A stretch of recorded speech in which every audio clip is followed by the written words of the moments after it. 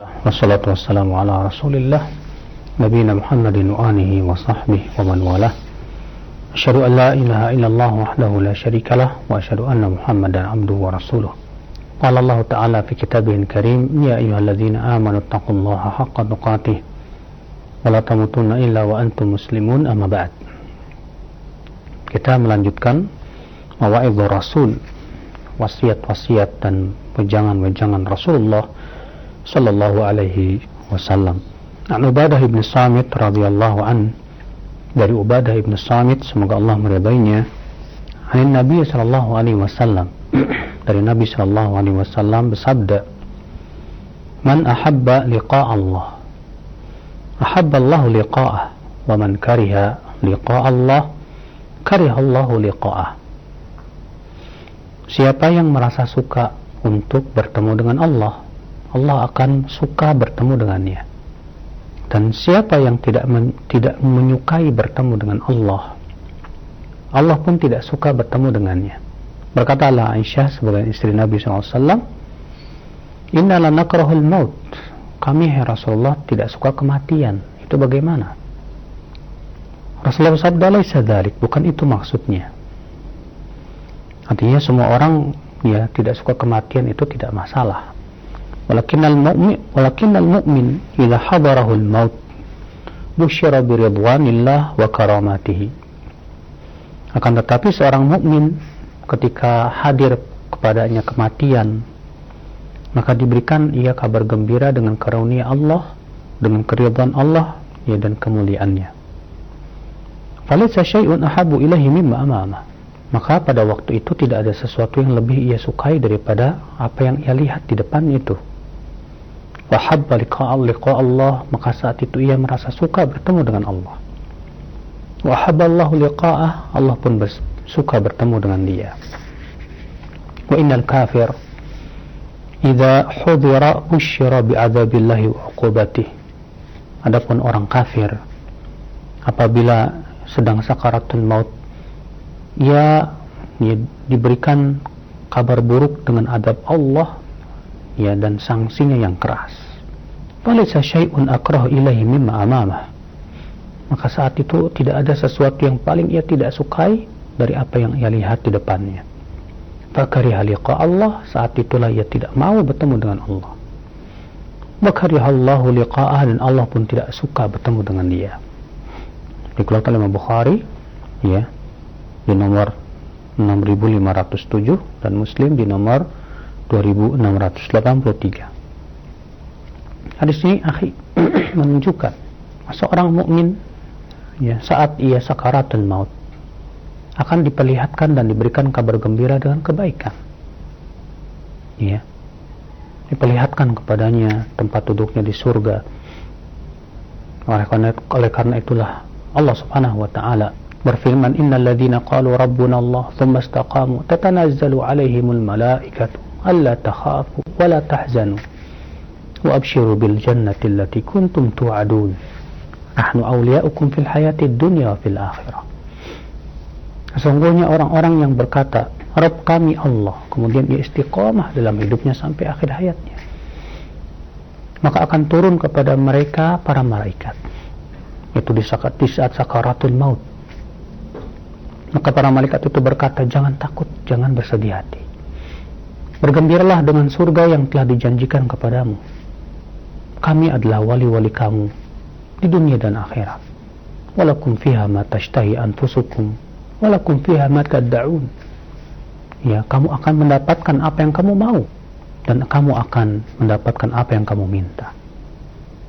Subhanallah, seorang mukmin ya, saat sakaratul maut sudah diberikan kabar gembira. Kenapa? Ya, karena kesabaran ia di dalam istiqamah. Ya. Ia berusaha terus ya menjaga perintah-perintah Allah. Dia berusaha terus sekuat tenaga menjauhi larangan-larangan Allah. Maka saat itulah Allah jaga ia.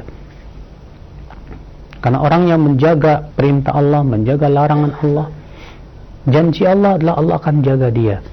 Bahkan saat sakaratul maut pun dijaga oleh Allah Subhanahu wa taala. Ini subhanallah ya akhi, kabar gembira yang luar biasa agung. Bagaimana tidak? Karena kehidupan di dunia hanya sementara, dan kehidupan hakiki itulah kehidupan akhirat. Maka ya akhi, sungguh sengsara orang yang setelah kematiannya ia sengsara, ia baru sadar tentang hakikat kehidupan dunia itu sementara. Makanya diriwayatkan dari Ali bin Abi Thalib, beliau berkata, "An-nasu niyam, fa idza matu intabahu." Manusia tidur, ketika sudah meninggal baru sadar. Artinya banyak manusia tidur hidupnya itu, dilalaikan oleh berbagai macam kesenangan dunia. Ketika telah meninggal baru sadar bahwa hidup di dunia sementara, bahwasanya ia akan kembali kepada Allah dan akan dimintai pertanggungjawabannya dan akan melihat balasannya. Saudara-saudaraku sekalian, oleh karena itu, siapa yang ingin diberikan kabar gembira saat kita sakaratul maut, maka hendaklah kita bergembira dengan menjalankan perintah Allah. Hendaklah kita bergembira ketika kita meninggalkan maksiat, dan kita merasa senang saat kita bisa meninggalkan maksiat. Tapi siapa yang di waktu hidup di dunia dia tidak suka bermunajat dengan Allah, tidak suka untuk menjalankan perintah-perintah Allah, tidak suka untuk menjauhi larangan Allah, bahkan lebih suka untuk melakukan larangan-larangan Allah dan kemaksiatan, maka di waktu dia meninggal dunia pun juga diberikan kabar gembira dengan diberikan kabar buruk. Maka saat itu dia tidak akan suka untuk bertemu dengan Allah, dan Allah pun tidak suka bertemu dengan dia. Maka akhi, kewajiban setiap kita, jadilah kita orang yang senantiasa semangat dalam ketaatan, kebaikan. Kita merasa gembira saat kita bisa bermunajat dengan Allah. Rasulullah SAW sabda, "Man hasarrathu hasanatu wa asa'atu sayyi'atu fahuwa mu'min." Siapa yang merasa gembira dengan amalan-amalan solehnya, dan ia merasa sedih dengan amalan-amalan keburukannya, maka itu tandanya dia seorang mukmin. Itulah mukmin, akhi. Kegembiraan yang hakiki bagi seorang mukmin itu saat dia bisa menaati Allah, dan kerugian dan kesedihan yang hakiki bagi seorang mukmin itu saat dia jatuh kepada maksiat kepada Allah Subhanahu wa taala. Maka inilah saudara-saudaraku sekalian, kita mohon kepada Allah supaya kita diberikan istiqamah, supaya ketika kita meninggal dunia ternyata kita diberikan kabar gembira dengan kebaikan. Maka saat itu kita merasa suka dengan bertemu dengan Allah Subhanahu wa taala. Kita masuk kepada hadis yang berikutnya, tuba lil ghuraba. An Abi Hurairah radhiyallahu anhu qala qala Rasulullah sallallahu alaihi wasallam, bada al-islamu ghariban wa sayaudu ghariban kama bada'a, fatuba lil ghuraba. Rawahu Muslim.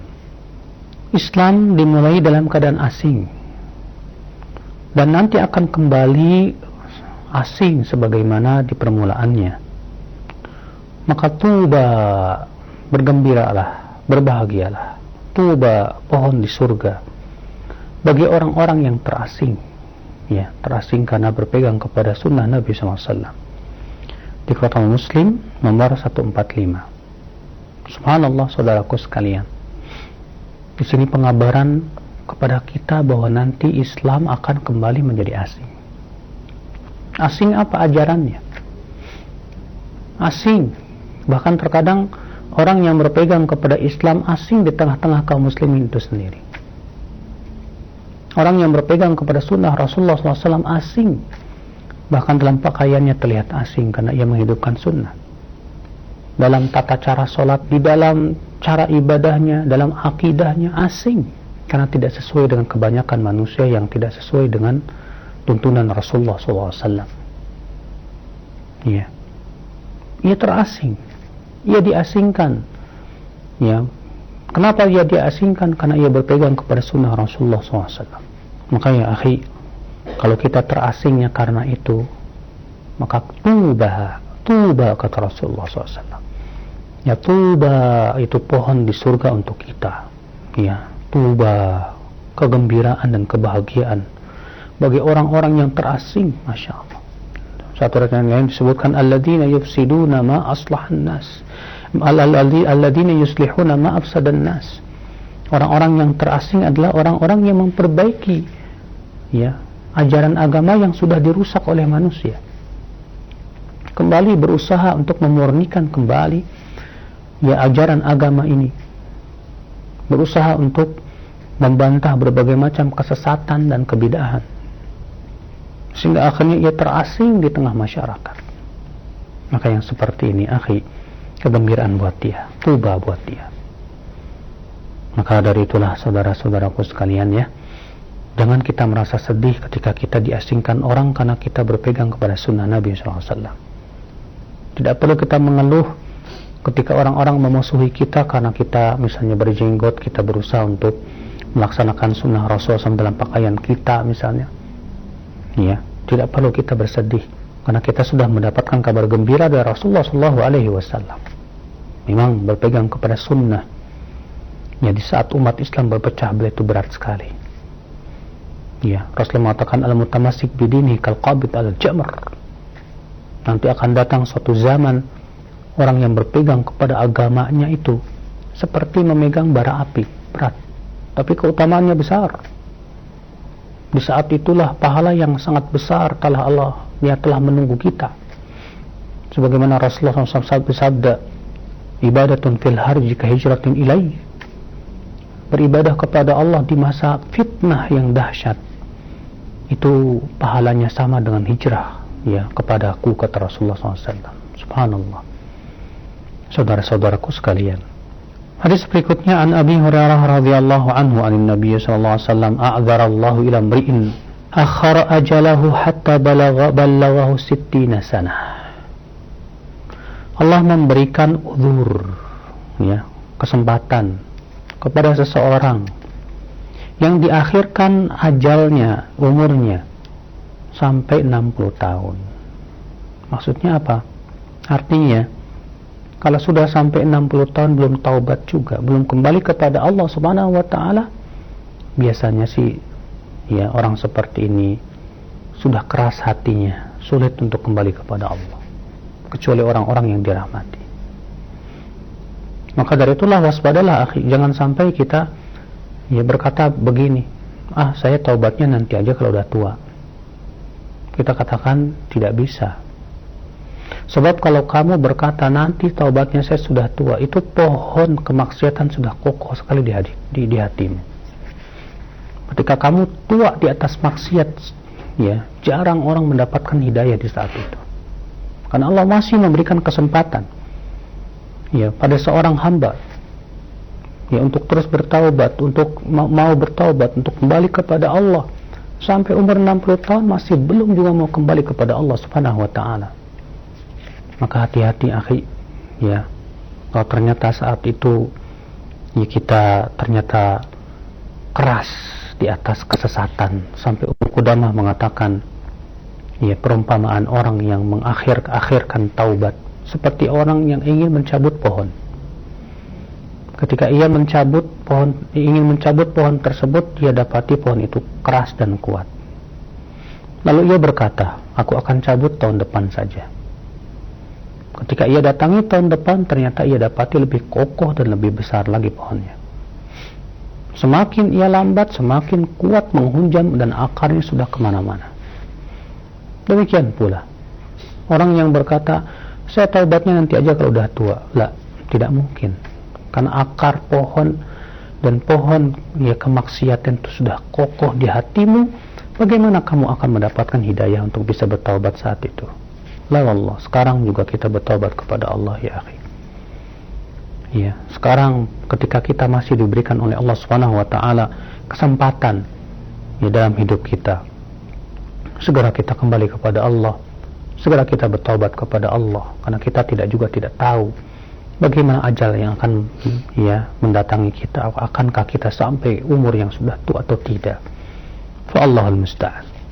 Wa an Anas radhiyallahu anhu qala Rasulullah sallallahu alaihi wasallam yatba'ul mayyita thalathah fayarji'u ithnan wa yabqa ma'ahu wahidun yatba'uhu ahluhu wa maluhu wa amaluhu fayarji'u ahluhu wa maluhu wa yabqa 'amaluhu.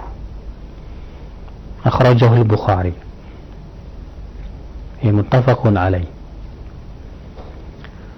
Yang mengikuti mayat itu 3 kata Rasulullah, dan yang akan pulang 2, dan yang akan tetap bersamanya 1. Ia diikuti oleh keluarganya, hartanya, dan amalnya. Adapun keluarga dan hartanya dia akan pulang, adapun amalnya akan tetap bersamanya. Subhanallah. Hadis ini dikeluarkan Bukhari dan Muslim. Ya, saudaraku sekalian, lihatlah. Yang kita akan bawa pulang, yang akan kita bawa mati itu bukan mobil yang mewah. Yang akan kita bawa mati itu bukan rumah yang megah, bukan. Yang akan kita bawa mati itu bukan pakaian yang mentereng, bukan. Yang akan kita bawa mati itu amal. Amal. Maka dari itu, akhi, kewajiban kita adalah bagaimana kita untuk mempersiapkan diri menuju kematian. Banyak di antara kita ya lebih sibuk mencari dunia, berbangga dengan kemewahan, berbangga dengan harta, tapi kemudian ia tidak berusaha sibukkan diri mempersiapkan ya bekalnya menuju kematiannya sama sekali. Seakan ia akan hidup di dunia selama-lamanya. Seakan ia akan hidup di dunia 1000 tahun lagi. Dan setan terus berusaha menghiaskan amalannya seakan-akan ia telah berbuat baik sebaik-baiknya. Ya, makanya Allah mengatakan, "Qul hal unabbi'ukum bil akhsarina a'mala alladzina dhalla sa'yuhum fil hayatid dunya wa hum yahsabuna annahum yuhsinuna sun'a." Katakan, maukah aku beritahu kepada kamu siapa orang yang paling rugi amalnya? Itu orang-orang yang tersesat ya amalnya dalam kehidupan dunia, namun ia merasa telah berbuat kebaikan. Ini orang yang paling merugi. Sesat amalnya tapi dia merasa ya telah berbuat kebaikan. Kenapa? Karena ia tidak pernah berpendapat dengan Allah dan Rasulnya, tapi menurut perasaan dan pendapatnya saja. Maka demikian pula ya akhal Islam, azani Allah wa yakum, banyak orang ya ketika dia hidup di dunia dia tidak berusaha untuk kembali kepada Allah, tidak berusaha untuk mengkaji dan menggali agama Allah berdasarkan Al-Quran dan hadis Nabi Sallallahu Alaihi Wasallam.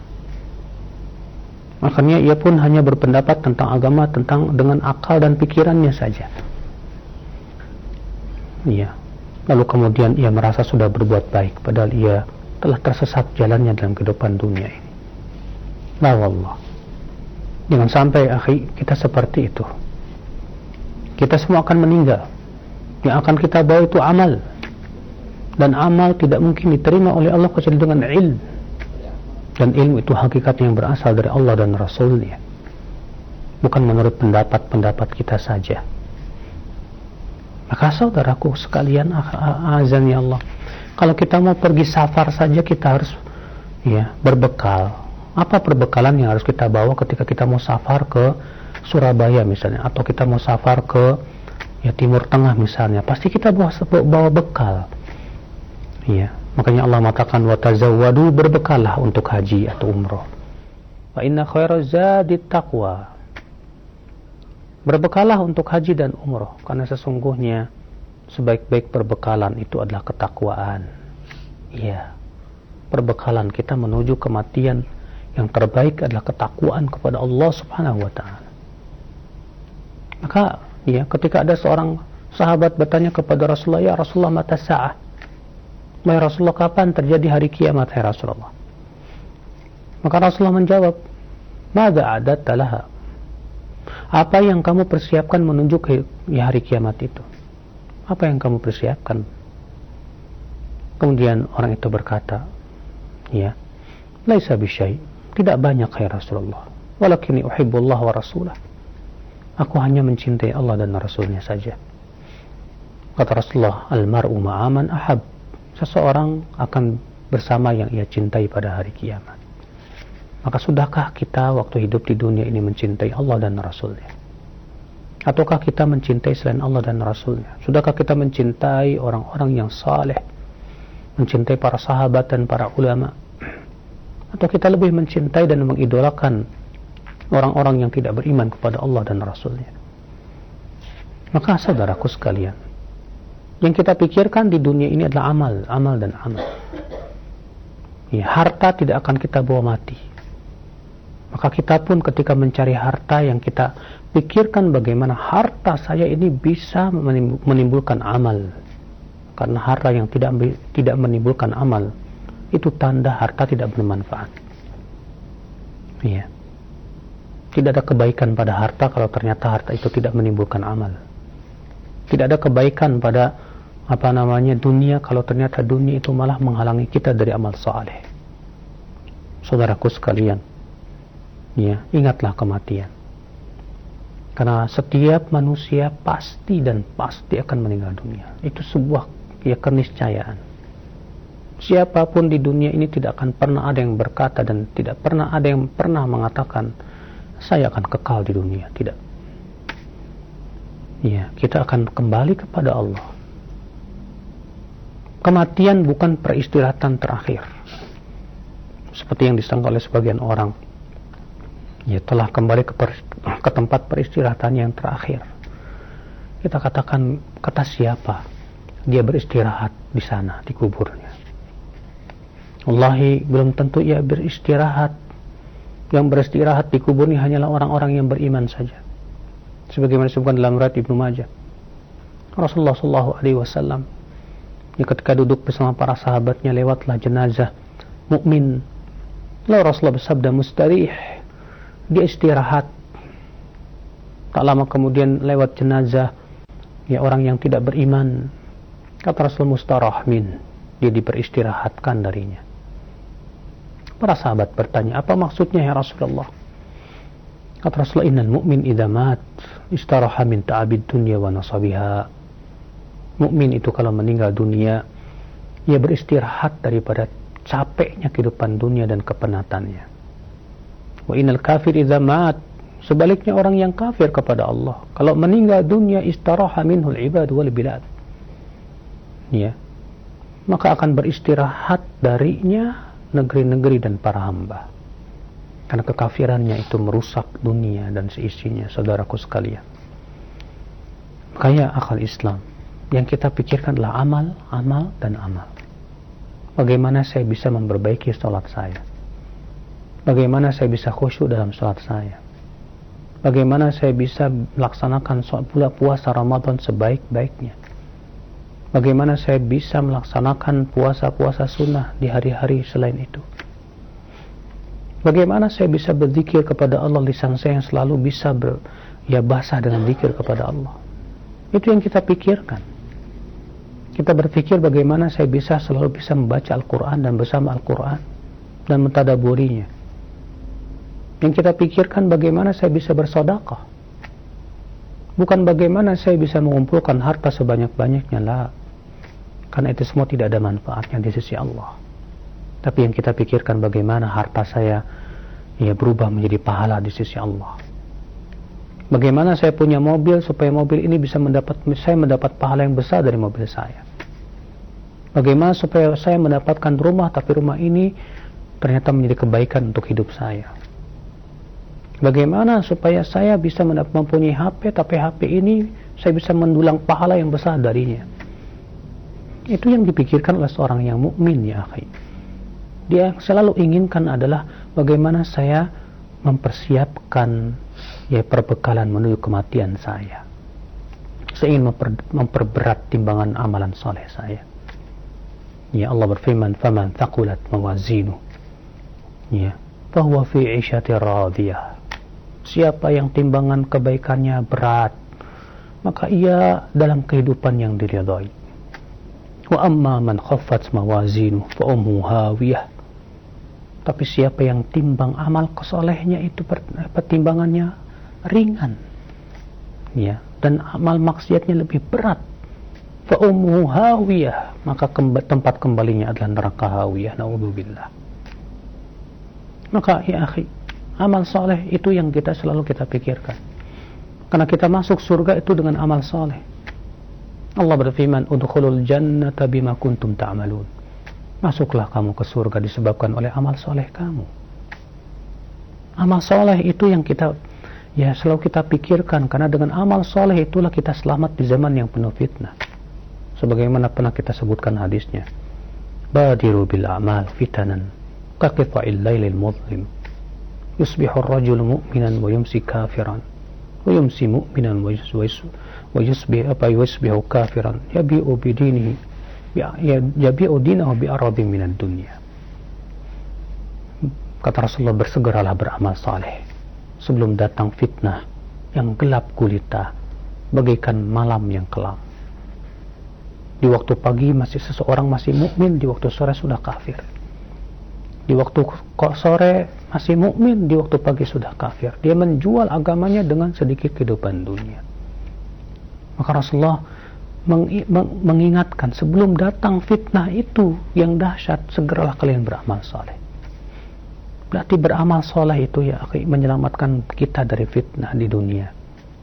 Amal saleh pun juga menyelamatkan kita dari fitnah dalam kehidupan kuburan nanti. Amal saleh juga itulah yang menjadi sebab kita selamat nanti di dalam kehidupan akhirat nanti. Wallahi ya akhi, perbekalan kita yang terbaik adalah amalan saleh, ketakwaan kepada Allah Jalla wa'ala. Maka dari itulah ya akhi, jadikan pikiran kita yang terutama, yang paling utama dalam hati kita, bagaimana saya bisa beramal saleh. Saya berangkat kerja, saya ingin bisa dapat pahala dari sini. Saya mencari nafkah, berharap mudah-mudahan ini menjadi sebuah amalan yang besar di sisi Allah Subhanahu wa taala.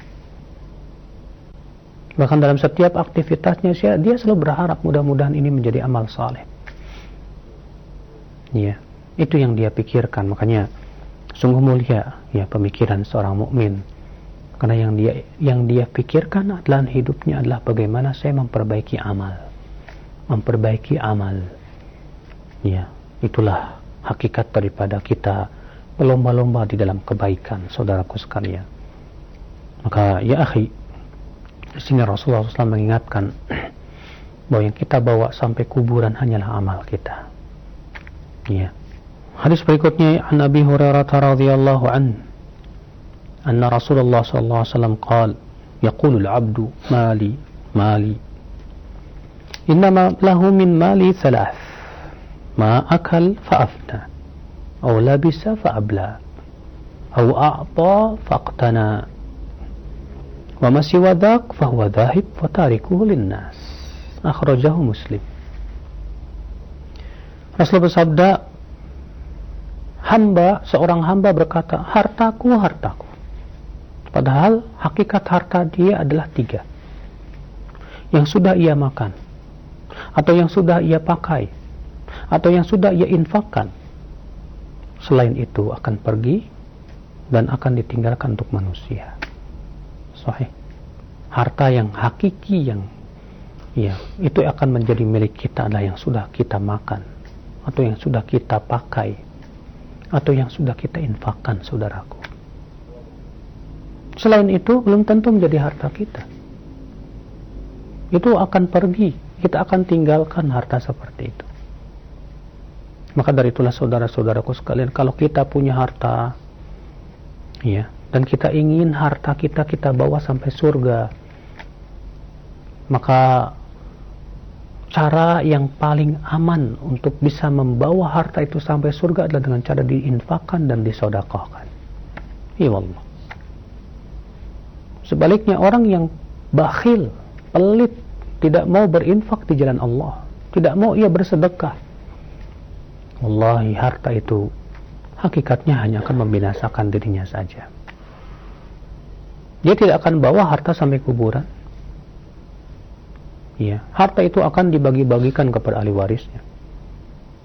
Maka pahamilah, wahai Anda yang pemilik harta, wahai kita semuanya yang memiliki harta, sadarilah bahwasanya harta kita yang hakiki adalah, kata Rasulullah SAW, yang sudah kita makan, atau yang sudah kita pakai, atau yang sudah kita infakkan. Dahulu seorang salaf rajin berinfak dan bersedekah, sehingga seseorang menegur dia, kamu itu betapa dermawannya diri kamu. Maka orang itu berkata, justru saya bakhil. Saya ingin harta saya ini jadi milik saya terus sampai ke surga. Maka saya sedekahkan. Dengan saya sedekahkan, berarti harta ini akan menjadi milik saya sampai hari kiamat. Nah, itulah harta kita yang hakiki, saudaraku sekalian. Anda punya mobil yang mewah, Anda punya harta yang banyak melimpah ruah. Kalau Anda ingin harta itu Anda miliki terus sampai ke surga, sedekahkanlah. Demi Allah, Allah pasti akan berikan balasan yang lebih baik dari itu. Karena yang ada di surga jauh lebih baik daripada apa yang ada di dunia, saudaraku. Yang Rasulullah SAW sabda, "Idza tasaddaqa ar-rajul bi'adli tamratin min kasbin tayyibin, taqabbalallahu bi yaminihi wa yurabbiha kama yurabbi ahadukum faluwah hatta tasira mithal jabal." Apabila seseorang, kata Rasulullah, berinfak dengan sebutir kurma dari usaha yang halal, maka Allah akan terima infaknya tersebut dengan tangan kanannya. Lalu Allah kembang biakan sampai menjadi sebesar gunung, luar biasa.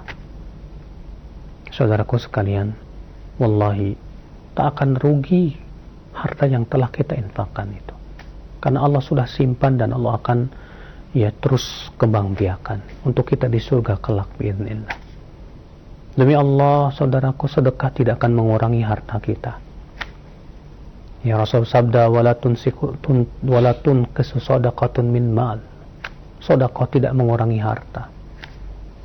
Sedekah, saudaraku sekalian, hakikatnya itu adalah keuntungan buat kita di dunia dan akhirat kita. Sedekah itu yang akan menjadi naungan kita nanti pada hari kiamat. Kata Rasul, al-mar'u tahta dhilli sadaqati. Seseorang akan berada di bawah naungan sedekahnya nanti pada hari kiamat itu. Sedekah itu, saudaraku sekalian, hakikatnya memberkahi harta kita. Maka jangan kita merasa pelit saat kita diberikan kenikmatan oleh Allah banyak untuk kita bisa bersedekah di jalan Allah Subhanahu wa taala. Karena hakikatnya harta itu akan ditanya oleh Allah. Untuk apa kita gunakan? Kita tidak ingin ternyata harta malah memperberat hisab kita pada hari kiamat. Wallahu a'lam. Semoga yang saya sampaikan bermanfaat. Mudah-mudahan kita termasuk orang-orang yang bisa beramal dan mengamalkan ilmu yang telah kita pelajari. Wabillahi wallahu a'lam. Nah. Baik, syukran jazakallahu khair, barakallahu fiik. Demikian untuk para pemirsa dan pendengar dimanapun Anda berada, materi yang telah disampaikan, beberapa hadis telah dibacakan dan penjelasannya insyaallah mudah-mudahan kita bisa mengambil faedahnya dan tentunya kita bisa mengamalkan di dalam kehidupan kita sehari-hari. Untuk selanjutnya kami buka sesi interaktif, sesi soal jawab bagi Anda para pemirsa ataupun pendengar dimanapun Anda berada yang ingin bertanya. Silahkan Anda bisa mengirimkan pertanyaannya di layanan pesan singkat di 0819896543 atau Anda bisa menghubungi secara langsung di 0218236543. Dan tentunya kami harapkan sekali lagi untuk pertanyaan yang Anda ajukan disesuaikan dengan pembahasan kita di kesempatan pagi hari ini. Baik Ustaz, pertama ada 2 pertanyaan senada, diantaranya dari Bapak Saleh Haji di Bengkulu. Dan penanya yang lainnya, Assalamualaikum warahmatullahi wabarakatuh. Ya Ustadz, di dalam hadis pertama dijelaskan mengenai apa yang dialami seorang kafir dan mukmin ketika sakaratul maut. Nah, yang ditanyakan, apakah setiap mukmin walaupun dia banyak beramal buruk atau bermaksiat ketika hidupnya, apakah dia juga akan mendapatkan kabar gembira saat dia sakaratul maut? Sesuai dengan hadis pertama tadi Ustadz. Penting kita pahami dulu lafaz mukmin. Karena disebutkan dalam hadis tersebut amal mukmin, adapun mukmin. Di situ dengan alif lam, al mukmin, yang memberikan isyarat bahwa yang dimaksud mukmin di sini adalah mukmin yang sempurna. Karena tidak disebut mukmin secara mutlak. Kecuali bagi mereka yang imannya sempurna. Disebut imannya sempurna kalau ia menjalankan seluruh perintah Allah dan menjauhi maksiat. Kalaupun ia jatuh kepada maksiat, segera taubat kepada Allah Subhanahu wa taala. Adapun kalau dia banyak berbuat maksiat, berbuat dosa besar, maka tidak disebut mukmin secara mutlak seperti itu. Iya. Makanya lafaz mukmin itu ya bedakan dengan lafaz muslim. Karena mukmin lebih tinggi derajatnya daripada muslim. Setiap mukmin muslim, tapi tidak setiap muslim itu mukmin. Kapan seseorang mendapatkan predikat mukmin? Yang secara mutlak al-mukmin itu kalau dia sudah menjalankan perintah Allah dan menjauhi semua larangan-larangan Allah. Adapun kalau dia sudah masih berbuat dosa besar, maka tentu dia tidak masuk di dalam hadis tersebut. Dia akan diberikan balasan sesuai dengan amalan-amalannya. Dan amalan keburukan tersebut tentu dia akan melihat juga ya balasannya. Hanya Allah yang Maha Tahu, Allahu a'lam. Nah. Ya, baik, sekian jazakallahu khair. Demikian untuk Bapak Saleh Haji dan penanya yang lainnya yang berada di Bengkulu. Dan selanjutnya yang kedua, Ustaz, ada pertanyaan. Ustaz, mohon nasihatnya. Kami yang diberikan ujian kekurangan harta dan kami pun terus berusaha dalam mencari nafkah setiap hari. Kadang ada hasil, kadang tidak. Sering juga kami bingung, tidak ada yang bisa dimakan untuk anak dan istri. Kami selalu berusaha menutupi kekurangan kami dari orang-orang yang diharapkan bantuannya, dan kami pun selalu berusaha untuk hanya bergantung kepada Allah Subhanahu wa taala. Tapi hati ini selalu sedih dan resah dengan keadaan seperti ini, Ustaz, karena seolah menjadi orang yang tidak berguna bagi anak dan istri, karena tidak bisa mencukupi kebutuhan mereka secara layak. Nah, pantaskah kami selalu merasa sedih, resah dan tidak berguna? Mohon nasihatnya agar selalu tabah dan sabar dengan keadaan seperti ini. Tentu, ya, rezeki dari Allah semuanya. Yang terpenting kamu sudah berusaha mencari rezeki.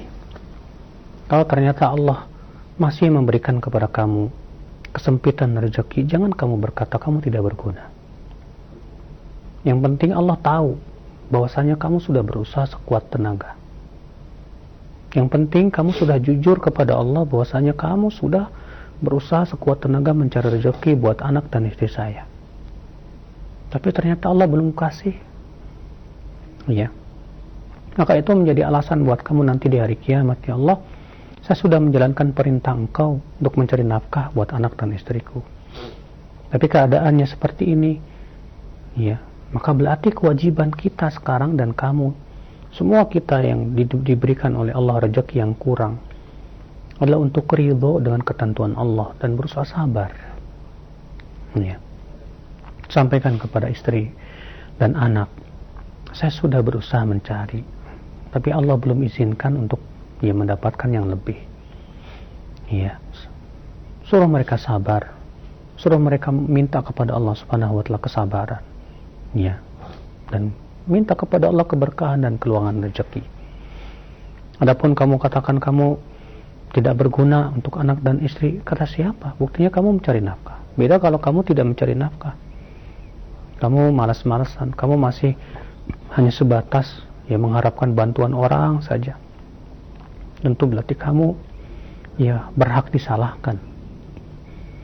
Nah, berarti saudaraku sekalian, yang harus kita sadari adalah pertama bahwa sempitnya rezeki itu terkadang karunia Allah untuk kita. Mungkin ya dengan sempitnya rezeki kita dihindarkan dari berbagai macam ujian-ujian dunia.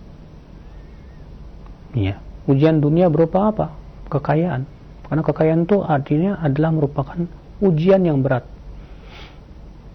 Karena setiap kekayaan yang kita miliki harus disyukuri dan akan dihisab oleh Allah. Berarti ya ketika kamu diberikan oleh Allah harta yang sedikit, hisab kamu ringan di hadapan Allah. Berarti ketika kamu ya susah hartamu, kamu ya selamat dari ya gemerlapnya kehidupan dunia. Lihat Rasulullah SAW. Rasulullah SAW terkadang beliau 3 hari tidak makan. Disebutkan dalam satu riwayat Rasulullah pernah ya beberapa hari tidak mendapatkan makanan, sampai-sampai beliau ya, mengikatkan batu di perutnya. Subhanallah. Pernah beberapa bulan lamanya istri-istri Nabi tidak memasak, dapurnya nggak ngebul, hanya makan kurma dan air saja. Subhanallah. Lihat Rasulullah SAW, Nabi. Pada Rasulullah mampu untuk berdoa kepada Allah, ya Allah, berikan saya gunung emas. Ya, pasti Allah berikan. Tapi Rasulullah tidak lakukan itu supaya menjadi uswah untuk kita. Kalau Rasulullah aja seperti itu, maka sabarlah kamu. Sabarlah, pandanglah dunia ini dengan pandangan yang hina. Ya, sambil terus kamu mencari nafkah dan mencari nafkah. Yang terpenting kamu jujur bahwa kamu sudah mencari nafkah kepada Allah. Jujur kepada Allah. Kamu sudah mencari nafkah. Dan kamu sudah mempunyai alasan di hadapan Allah nanti bahwa kamu sudah melaksanakan tugasmu sebagai seorang kepala rumah tangga. Wallahu a'lam. Semoga Allah memberikan kepada penanya tadi ya keluasan rezeki, kesabaran, keberkahan dalam hidupnya. Wallahu a'lam. Nah. Ya, baik, syukran jazakallahu khair atas jawaban Ustaz. Demikian untuk yang bertanya. Dan selanjutnya ada pertanyaan kembali yang ketiga, kami angkat di layanan pesan singkat. Ya Ustaz, bagaimana cara mendidik anak yang sudah baligh supaya dia tidak meninggalkan sholat? Beberapa maksiat sering dilakukan oleh anak remaja saya itu. Setiap dinasihati maka malah sering melawan dan lebih marah dianya. Saya hanya berharap agar dengan sholatnya itu dia bisa menjadi lebih baik. Namun yang menjadi masalah kadang dia meninggalkan sholatnya itu. Mohon nasihatnya Ustaz. Ya tentu hal seperti itu biasanya akibat daripada kelalaian kita dalam mendidik anak suatu kecil.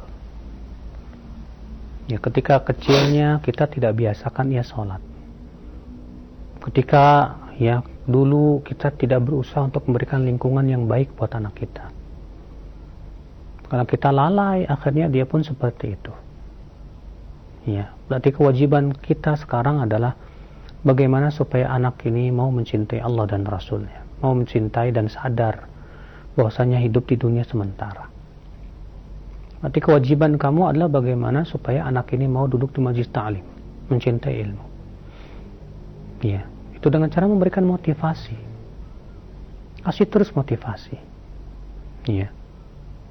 Motivasi supaya dia semangat beramal saleh.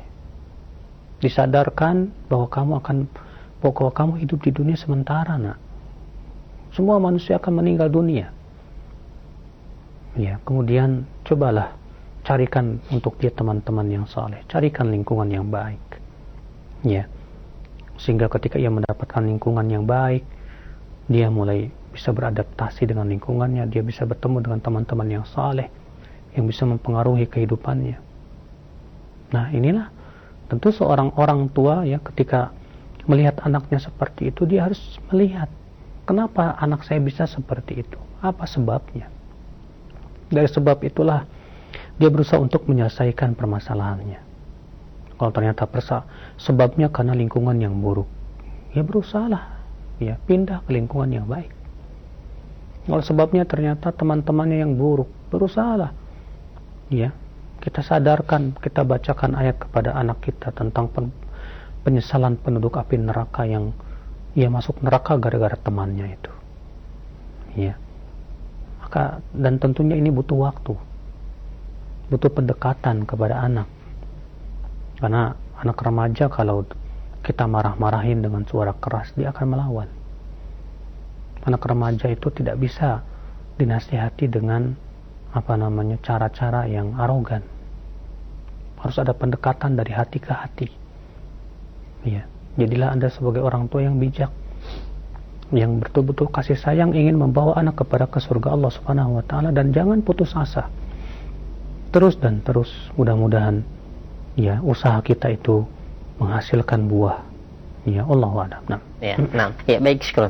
Demikian untuk 3 pertanyaan telah kami ajukan di layanan pesan singkat, dan selanjutnya kami berikan kesempatan untuk Anda yang ingin bertanya langsung di layanan yang telepon. Silakan di 0218236543. Silakan. Halo. Halo, assalamualaikum. Waalaikumsalam warahmatullahi wabarakatuh. Dengan siapa, di mana? Dengan hamba Allah. Iya. Begini Pak Ustadz, saya mau bertanya. Saya ini baru 3 tahun lebih mengenal sunnah Pak Ustadz. Semakin saya belajar sunnah, semakin hati saya dicondongkan kepada kekafiran Pak Ustadz. Saya dibuat ragu, pokoknya. Tapi saya Pak Ustadz, saya lawan, saya harus menuntut ilmu terus. Tapi Iya, halo. Iya. Putus, tapi dipahami saja. Memang demikian, Ibu. Setan tidak ridho ibu menjalani jalan Allah. Setan akan berusaha sekuat tenaga supaya bagaimana ibu jauh dari Allah. Ketika ibu berusaha untuk mempelajari ilmu, mempelajari sunnah, setan terus menghalang-halangi kita dengan berbagai macam was-wasnya. Ya. Namun ketika hati ibu terus menolak, itu tanda kebaikan, Bu. Karena disebutkan dalam hadis Nabi SAW, ada seorang sahabat berkata, wahai Rasulullah, kami mendapatkan pada diri kami sesuatu yang kalau kami ucapkan itu sesuatu yang sangat besar menurut kami. Kata Rasulullah, apakah kalian mendapatkan itu pada diri kalian? Iya, wahai Rasulullah. Kata Rasulullah, dzaka sharihul iman, yaitu menunjukkan akan iman kamu ini masih murni, masih kuat. Artinya maksudnya, kata para ulama, saat kita mendapatkan was-was di hati dan kita terus menolak, itu menunjukkan akan bahwa kita imannya telah mulai baik dan bagus. Jangan lelah, Bu. Jangan setan yang menang terhadap ibu. Biarkan ibu terus berjuang dan biarkan setan yang akan lelah. Kita harus mengalahkan setan kita. Ini hidup di dunia memang perjuangan. Kita harus berjuang dan terus minta kepada Allah. Rasulullah sabda, ya'ti syaitan ila ahadikum, setan akan datang kepada salah seorang dari kalian, fa yaqul, lalu ia berkata, man khalaqu kadza, man khalaqu kadza, siapa yang menciptakan ini, siapa yang menciptakan, sampai setan berkata, man khalaqallah, siapa yang menciptakan Allah. Lihat, setan ingin supaya kita ragu kepada Allah. Maka kewajiban kita, kata Rasulullah, kalau sudah sampai situ, segera kita berkata, amantu billah, aku beriman kepada Allah. Segera berta'awudz, a'udzubillahi minasyaitonir rajim. Dan ayat yang lain, baca surat Al-Ikhlas, qul huwallahu ahad, Allahus samad, lam yalid wa lam yulad wa lam yakul lahu kufuwan ahad. Berusaha tanya juga kepada para alim ulama untuk bisa menghilangkan syubhat yang ada di hati itu, syubhat syaitan itu. Terus berusaha, insya Allah Allah tidak akan menyia-nyiakan usaha kita. Yang ibu sedang rasakan ini, ibu adalah merupakan sebetulnya ibu sedang menuju tingkat yang lebih tinggi insya Allah dari keimanan. Kalau ibu terus bisa bersabar dan terus menolak, terus minta kepada Allah, dan ibu serahkan semuanya kepada Allah, tawakal kepada Allah, serahkan kepada Allah, ya Allah, aku serahkan kepada Engkau, aku minta kepada Engkau pertolongan dan kekuatan, ya Allah, aku berlindung dari godaan syaitan yang terkutuk ini.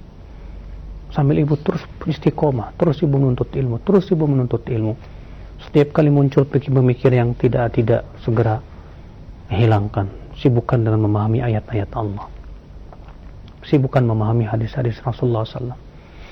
Setiap kali muncul was-was, kita tanya kepada alim ulama atau teman kita yang ilmunya kuat, supaya hati kita tenang lagi, kuat lagi. Memang ibu, sekali lagi setan tidak akan pernah diam, karena iblis sudah bersumpah, fabima aghwaytani la aqudanna lahum siratakal mustaqim thumma la'atiyannahum min bayni aydihim wa min khalfihim wa an aymanihim wa an syama'ilihim wa la tajidu aktsarahum syakirin. Lihat ini sumpahnya iblis. Iblis berkata, karena engkau sudah menyesatkan aku, ya Allah. Lihat betapa kurang ajarnya ia kepada Allah. Karena engkau sudah menyesatkan diriku, ya Allah, aku akan halang-halangi hamba-hambamu dari jalanmu yang lurus. Kemudian aku akan datangi mereka dari arah kanan, dari arah kiri, dari arah depan dan belakangnya. Dan engkau, ya Allah, tidak akan mendapatkan kebanyakan mereka bersyukur. Itu sumpah iblis, Bu. Jadi iblis sudah bersumpah, berjanji untuk menyesatkan dan menghalang-halangi setiap manusia yang ingin kembali kepada Allah. Ketika setiap kita berarti apa? Berjuang. Minta terus kepada Allah kekuatan. Rasulullah saja minta kepada Allah, ya muqallibal qulub, tsabbit qalbi ala dinik. Wahai yang membolak-balikan hati, kuatkan hatiku di atas agamamu ya Allah. Itu Rasulullah sering kali mengucapkan itu. Demikian pula ibu, jangan putus asa. Ya, jangan sampai ibu kalah oleh syaitan. Jangan sampai kita masuk ke dalam api neraka. Jangan. Kuatkan, terus minta kepada Allah.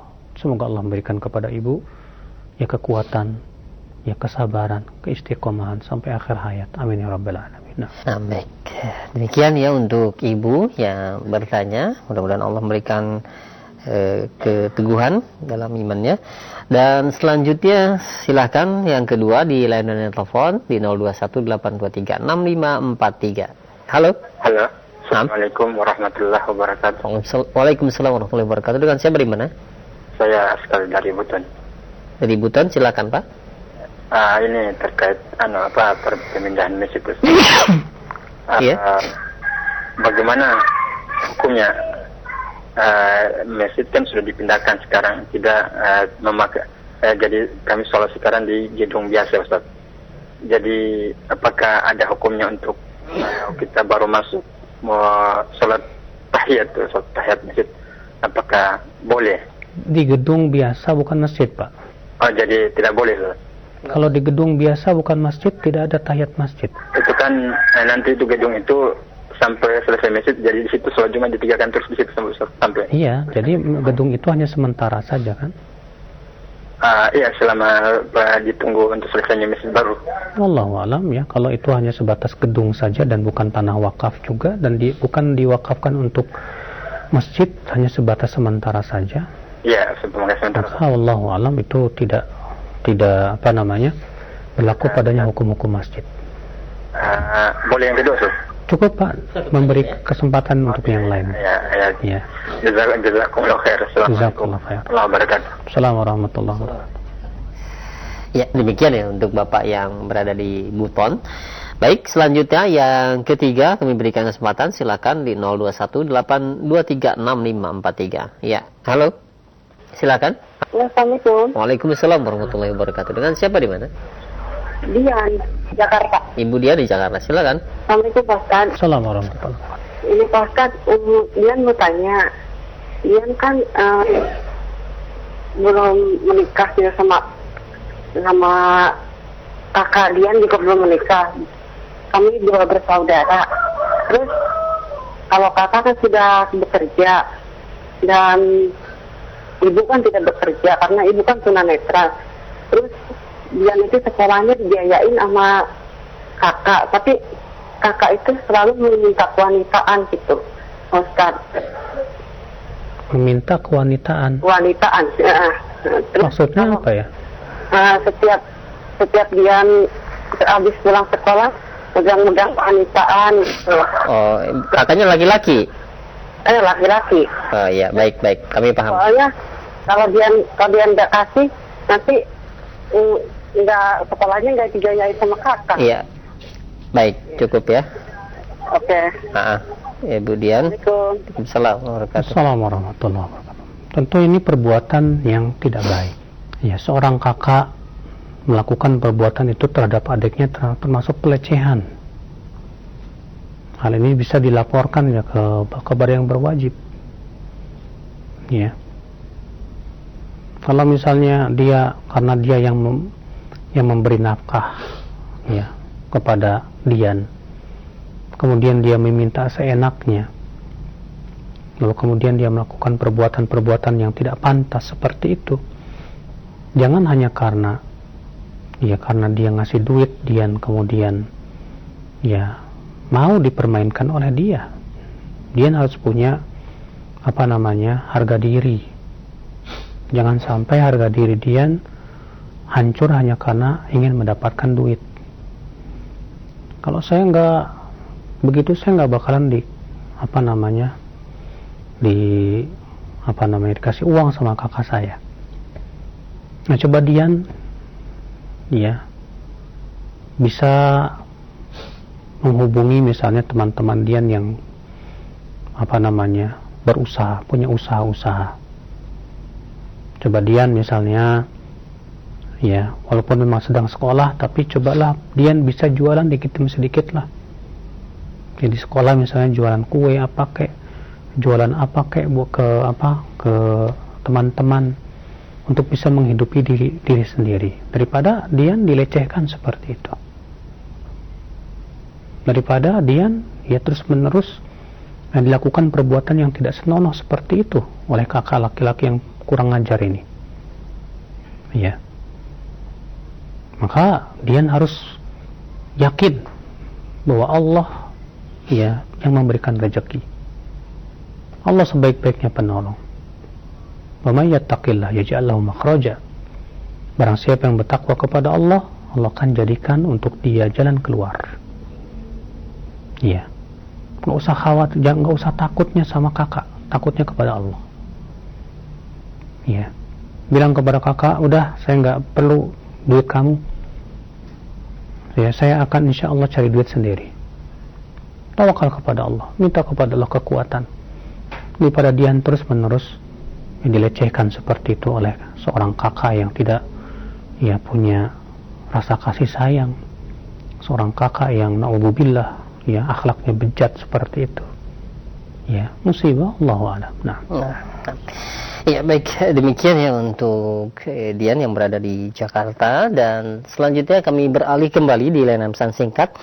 Ada 2 pertanyaan senada, di antaranya dari ibu rumah tangga yang memiliki anak 1 dan juga hamba Allah yang berada di Semarang mengenai istri ini yang sudah dua-duanya menikah, Ustadz, dan dia apakah yang sudah menikah itu ketaatannya masih tetap ada kepada ibu atau lebih kepada suami? Karena di sini ada perintah yang harus diselisihi dari perintah suami oleh perintah ibu, Ustaz. Seorang wanita kalau sudah menikah tentu lebih berat kepada suami. Karena Rasulullah SAW bersabda, kalaulah aku memerintahkan seseorang untuk sujud kepada orang lain, aku akan perintahkan wanita sujud kepada suaminya, bukan kepada orang tuanya, tapi kepada suaminya. Berarti itu menunjukkan hak suami sangat besar. Maka kalau bertabrakan keinginan suami dengan keinginan ibu, hendaknya keinginan suami lebih didahulukan, selama bukan maksiat. Kecuali kalau itu sudah maksiat, berarti kita tidak boleh. Seorang wanita tidak boleh untuk mengikuti keinginan suaminya yang maksiat tersebut. Allahu a'lam. Nah. Demikian, dan selanjutnya ada pertanyaan kembali dari penanya. Ya Ustaz, bagaimana ciri-ciri orang yang husnul khotimah? Nah, sedangkan suami saya meninggal dalam keadaan tidak diketahui nazanya atau sakaratul mautnya, Ustaz, karena meninggal mendadak. Mohon penjelasannya. Meninggal mendadak itu bisa menjadi kebaikan dan bisa juga terkadang keburukan. Meninggal mendadak itu tergantung keadaannya bagaimana. Kalau dia meninggal mendadaknya sedang nonton film porno, su'ul khatimah. Kalau dia meninggal mendadaknya dalam keadaan dia di atas kebaikan, sedang menuntut ilmu misalnya, atau sedang berzikir misalnya, atau sedang membaca buku misalnya yang bermanfaat, atau dalam perkara-perkara kebaikan yang lainnya, maka ini adalah kebaikan buat dia. Berarti dia wafatnya di atas kebaikan. Makanya husnul khatimah itu tidak harus seseorang meninggal ketika sedang sholat, tidak. Husnul khatimah itu tidak harus seseorang meninggal dalam keadaan sedang baca Quran, tidak. Lihat Rasulullah, apakah Rasulullah meninggal dalam keadaan sedang sholat? Enggak. Rasulullah SAW meninggal di pangkuan Aisyah. Lihat Abu Bakar, apakah Abu Bakar meninggal dalam keadaan sedang sholat? Tidak. Padahal beliau adalah manusia terbaik setelah Rasulullah SAW. Lihat Khalid bin Walid yang sudah mengikuti ribuan peperangan, ternyata meninggalnya di atas kasur. Apakah dalam keadaan sedang sholat? Tidak. Tapi mereka semua wafat di atas kebaikan. Jadi husnul khatimah itu bukan seseorang artinya dia meninggalnya sedang sholat atau sedang, tidak harus. Orang yang meninggal sedang sholat belum tentu juga dia husnul khatimah. Bisa jadi dia sedang riya, ingin dipuji orang, ya. Dia sedang baca Quran, sedang ingin dipuji orang, lalu ia meninggal, su'ul khatimah, na'udzubillah. Yang terpenting, ya, ketika ia meninggal itu di atas apa? Apakah di atas kebaikan atau di atas keburukan? Ya. Sewaktu hidupnya bagaimana? Kalau sewaktu hidupnya Islam menjalankan ketaatan dan menjauhi larangan-larangan Allah, ya, dia mencintai, ya, Allah dan Rasulnya, dia mencintai amalan saleh, maka dia meninggal, kita tidak tahu, ya, ketika dia meninggal karena meninggalnya mendadak, ya, insya Allah dia di atas kebaikan, ya, Allahu a'lam. Nah, ya, baik. Sekarang jazakallahu khairan atas cobaan dan nasihat al-Ustaz demikian. Dan selanjutnya kami angkat kembali, ada pertanyaan di line pesan singkat dari Ayah yang berada di Mataram NTB. Ya Ustaz, mohon nasihatnya apabila suami ketika dinasihati atas kesalahan, yaitu, dan juga misalkan mengenai masalah sholat, suami berkata jangan mengatur-ngatur saya mengenai hal itu, karena itu urusan saya dengan Allah. Nah, bagaimana cara menasihati dan menjawabnya, Ustaz? Tentunya pertama, ya, kewajiban kita setiap kali melihat kemungkaran yang dilakukan oleh orang lain, usahakan mengingkari dengan cara yang terbaik. Allah memerintahkan untuk mengingkari kemungkaran dengan cara yang baik. Rasulullah pun demikian. Rasulullah bersabda, "Man ra'a minkum munkaran falyughayyirhu biyadihi." Siapa yang melihat kemungkaran, ubahlah dengan tangannya. Wa lam yastati' fa bilisani, jika ia tidak mampu, ubahlah dengan lisannya. Wa lam yastati', kalau tidak mampu juga, wa biqalbihi, maka ubahlah dengan hatinya. Badzalika adhaful iman, dan itu selemah-lemahnya iman. Maka dari itu, ya, Rasulullah tidak pernah, Allah dan Rasulnya tidak pernah mengatakan udah biarkan saja antara ia dengan Allah. Tidak. Allah dan Rasulnya memerintahkan siap ketika kita melihat orang yang berbuat maksiat, segera ingkari. Kalau dia berkata, udah kamu gak usah urusi saya, maksiat saya ini antara saya dengan Allah, ya, kalau yang diazab kamu saja gak masalah. Tapi masalahnya kita yang tidak mengingkari pun akan terkena azabnya. Ini sangat masalah. Maka dari itu, ya, bilang kepada suami, Mas, memang masalah hati itu antara kamu dengan Allah. Tapi masalahnya Allah pun memerintahkan saya untuk berusaha mengingkari kemungkaran. Berarti ini pun juga urusan saya dengan Allah nanti gimana pada hari kiamat. Kalau suami berkata, ya udah ini urusan saya, nanti saya akan bertanggung jawab sendiri, kamu gak usah campur tangan. Tapi bagaimana nanti kalau Allah bertanya kepada saya, ya, kenapa kamu tidak mengingkari kemungkaran? Suami bilang, ya nanti saya akan bertanggung jawab. Oh, gak bisa. Ucapan seperti itu tidak menghalangi azab Allah sama sekali. Suami tidak menghalangi azab Allah. Suami tidak bisa menahan azab Allah, sama sekali tidak. Maka nasihati terus, tapi dengan ucapan yang lemah lembut, dengan sikap yang baik, dan tidak mengurangi, ya, pelayanan kamu terhadap suamimu yang baik. Ya, jadilah wanita yang sabar, yang salihat, ya, yang berusaha untuk membantu suami dalam ketaatan. Wallahu a'lam. Nah. Ya, jawaban demikian untuk penanya di layanan pesan singkat. Dan selanjutnya kami beralih kembali di layanan telepon. Silakan di 0218236543. Nah, halo.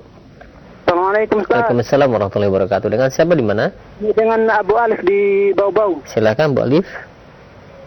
Begini Ustaz, kan setiap kajiannya Ustaz Badrul Salam kita mendengarkan dia mengutip perkataan Imam Asy-Syatibi begitu. Yang antara lain perkataan Imam Asy-Syatibi tersebut bahwa ketika Imam Syatibi mulai mengenal sunnah, ternyata dia dapatkan keadaan masyarakat itu bertentangan dengan sunnah Nabi begitu. Dan seterusnya. Yang saya tanyakan mengenai perkataan tersebut terdapat di jilid mana dalam Al-Ihtisam dan di bab berapa begitu? Karena Baik. sekarang saya ada memiliki buku tersebut. Baik. Ya. Ya, Kemudian Iya. seterusnya mengenai sholat. Satu saja Bapak ya. Ya. Iya, terima kasih banyak Pak Abu Alif di bawah-bawah. Iya. Nah. Saya tidak ingat Bapak ya, saya tidak ingat halaman berapanya. Yang saya pernah baca waktu itu Al-I'tisam yang tahqiqnya Syekh Salim bin Id Al-Hilali, 2 jilid. Itu di jilid pertama. Ya. Cuma untuk halamannya saya tidak ingat sekarang. Insyaallah mungkin nanti ya coba saya kembali rujuk lagi ya kitab tersebut. Ya, saya pernah membacanya tersebut di dalam kitab Al-I'tisam ya di jilid 1 ya yang ditahqiq oleh Syekh Salim bin Id Al-Hilali. Wah, wallahu a'lam. Nah. Iya, baik. Ya, demikian ya untuk Abu Alif, dan masih kami terima, silakan. Mungkin satu pertanyaan terakhir ya. Baik. Silakan di 0218236543. Halo. Silakan. Assalamualaikum. Waalaikumsalam warahmatullahi wabarakatuh. Dengan siapa di mana? Dengan Ibu Femina di Jakarta. Ibu Femina di Jakarta, silakan. Iya, jadi saya ingin bertanya kepada Ustadz Badru. Jadi ada seorang teman saya, sahabat saya sejak kecil.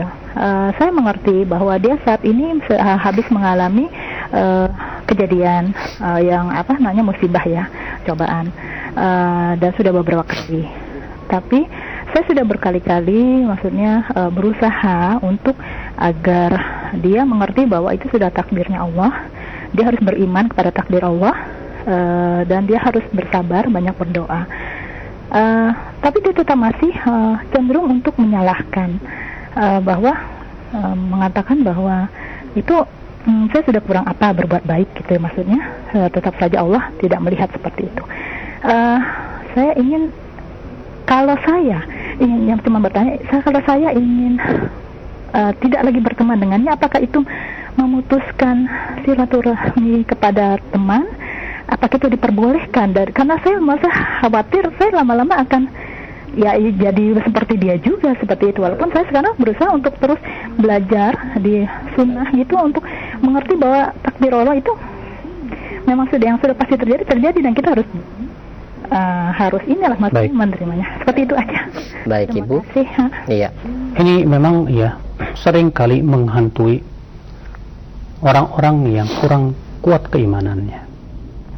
Dia merasa sudah berbuat baik. Lalu kenapa Allah masih memberikan kepada dia takdir yang buruk? Padahal kalau kita bertanya, memang kamu sudah sebaik para nabi. Para nabi itu lebih baik dari kamu loh. Tapi mereka ujiannya lebih berat dari kamu. Ya, Nabi Ayub. Ya, Nabi Ayub subhanallah. Dia lebih baik dari kamu, lebih bertakwa dari kamu. Amalannya lebih bagus dari kamu. Tapi subhanallah, ditimpa sakit sampai belasan tahun. Demikian para nabi. Nabi sallallahu alaihi wasallam bersabda, "Asyaddun nasi bala'an al-anbiya." Seberat-beratnya ujian ya manusia, yang paling berat ujiannya para nabi. Tsummal amsal, kemudian setelahnya lagi. Tsummal amsal, kemudian setelahnya lagi. Ya. Kata Rasulullah SAW, "Yubtala ar-rajul ya bihasbi dini." Seseorang diberikan ujian disesuaikan dengan kekuatan ia berpegang kepada agamanya. Semakin kuat memegang agama, semakin berat ujiannya. Maka dari itu ibu katakan kepada dia, kamu sudah berbuat baik ya? Udah. Kamu lebih baik dari para nabi ya? Ya. Amalan kamu tuh lebih baik dari para nabi gak sih? Kalau dia bilang, ya enggak, para nabi lebih baik dari saya. Oh, ujian para nabi lebih berat loh dari kamu. Musibah yang menimpa para nabi lebih susah dari kamu. Ya. Lihat para nabi, bagaimana ujian mereka yang sangat berat dalam hidup mereka. Ya. Nah, dari itulah kita seringkali beramal soleh ingin ya agar kita tidak diuji. Ini sebuah kesalahan besar. Kita sering memandang yang namanya kasih sayang Allah itu bukan berbentuk ujian. Namanya kasih sayang itu kita ingin berbentuk nikmat saja, tidak demi Allah. Ya. Dunia Allah sudah takdirkan sebagai negeri ujian. Semua kenikmatan pun juga ujian, akan dihisab oleh Allah pada hari kiamat. Kesusahan pun ujian, ya, untuk menggugurkan dosa dan mengangkat derajat seorang mukmin. Maka siapa yang tidak ingin diuji dengan berbagai macam ujian di dunia, silakan jangan hidup di dunia. Dan itu tidak mungkin. Allah sudah bersumpah, ya, dan berjanji bahwa Allah pasti akan menguji setiap mukmin.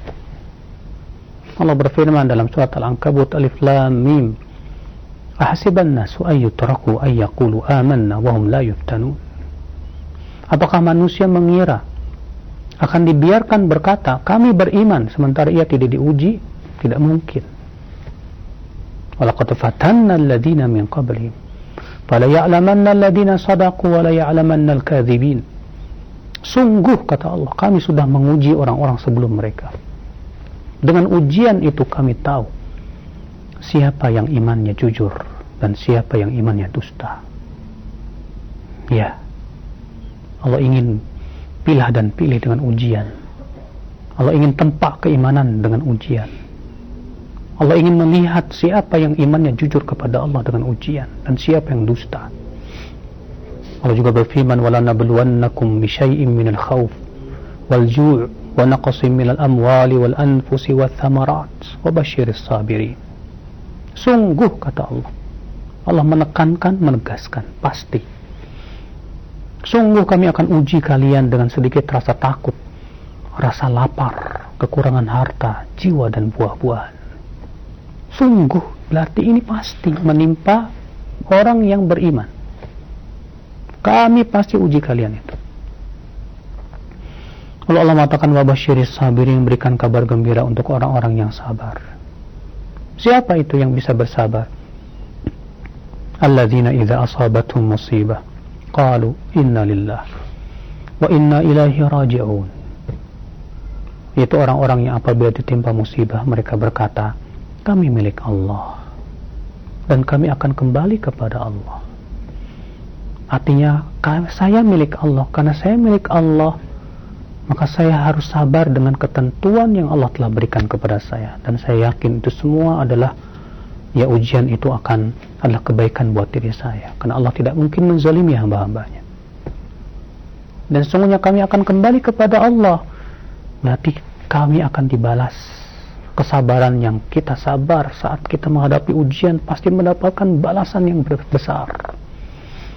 Inilah orang-orang yang bisa bersabar, yang mengakui dan meyakini bahwa dia milik Allah. Yang kedua, dia yakin akan kembali kepada Allah.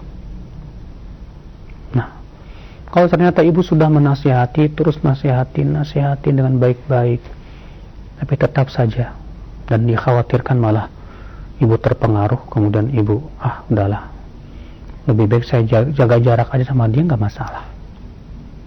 Ya, untuk menyelamatkan akidah kita. Kita berteman dengan orang-orang yang bisa menguatkan akidah kita, itu lebih baik. Kita berteman dengan orang-orang yang semakin membuat kita ridho dengan ketentuan Allah, itu lebih baik. Daripada kemudian kita bergaul terus dengan dia, malah membuat kita masuk neraka gara-gara dia.